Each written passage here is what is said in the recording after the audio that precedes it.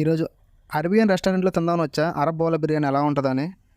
ఇక్కడ పాకిస్తాన్ బిర్యానీ కూడా తిన్నా కానీ అరేబియన్ బిర్యానీ తిందామని వచ్చా. రెస్టారెంట్ చూడడానికి చిన్నగా ఉన్నా సరే చాలా బాగుంది. లుక్ కానీ ఆ ఫర్నిచర్ కానీ కూర్చోవడానికి మొత్తం చాలా బాగుంది. ఫస్ట్ ఆఫ్ ఆల్ వెళ్ళిన వెంటనే అడిగాం బిర్యానీలు ఏమున్నాయని. వాడు ఏకంగా ఒక పెద్ద ప్లేట్ ఇచ్చాడు. ఆ ప్లేట్లో చాలా రకాల బిర్యానీలు ఉన్నాయి. అది ఒక్కో బిర్యానీ ఒక్కో ఫ్లేవర్ అంట. నేనైతే అందులో స్పైసీ ఎంచుకున్నా.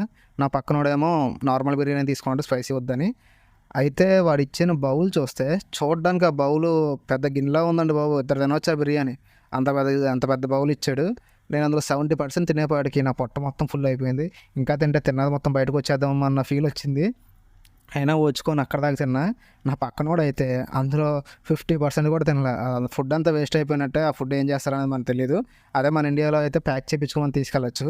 ఇక్కడ మనకి మొహమాటం ఎక్కువ కదా, తీసుకెళ్ళలేము అలాగా. ఇంకా అలాగే ఫుడ్ వదిలేసి బిల్ పే చేసి, బిల్ వచ్చేపాటికి చాలా వచ్చిందండోయ్. ఆ 2 బిర్యానీలు కలిపి 3000 బిల్ అయ్యింది. కానీ బిర్యానీ అయితే ఓకే, ది బెస్ట్ అని చెప్పలేం కానీ ఓకే, తినొచ్చు అనిపించింది.